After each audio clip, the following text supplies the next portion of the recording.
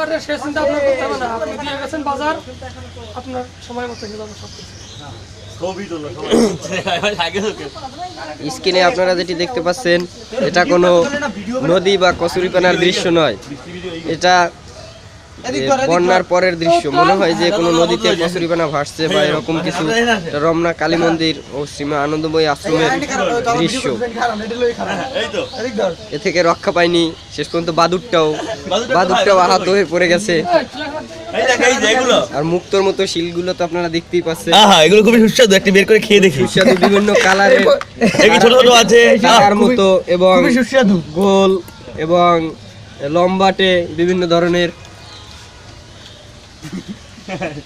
রমনা গুরুচাঁদ ছাত্রাবাসের ছাত্ররা এই শিল নিয়ে খুবই কৌতূহলী এবং আনন্দদায়ক বলা যায়।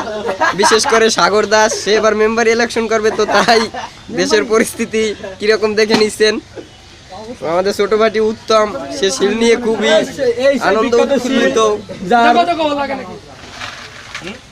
উত্তমের হাতে শিলটা কিন্তু খুবই সুন্দর, একটা ডায়মন্ডের মতো দেখা যাচ্ছে। ডায়মন্ডের মতো আমি ভাবছি এটাকে সংরক্ষণ করে রাখবো, 20 বছর পরে এটাকে ডায়মন্ড হিসেবে। ওকে ওকে বাড়ি, তুমি তাই করো। তোমার নাতি আসলে তখন দেখাবো। সামনের দৃশ্যটা দেখা যাচ্ছে যে একটা কচুরিপানার মতো। আর আমাদের মন্দিরটাকে দেখা যাচ্ছে যে নদীর ভিতরে যেমন মন্দির সেরকম। আশেপাশের দৃশ্যটা দেখে নিন। বইমেলার যে আমাদের পুলিশ ভাইরা আছে তারা খুব হতভম্ব এবং তারা বুঝতেই পারেনি যে এরকম একটা ঝড় তাদের উপর দিয়ে যাবে।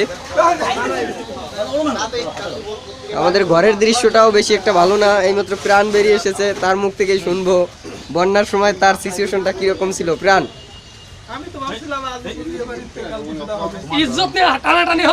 প্রাণ তুমি কি ভেবেছিলে বন্যার সময়? আসলে যে শিলগুলো যখন, এই যে আমার বন্ধু জুয়েল, তার হাতে অনেকগুলো শিল দেখতে পাচ্ছেন বিভিন্ন স্টাইলের।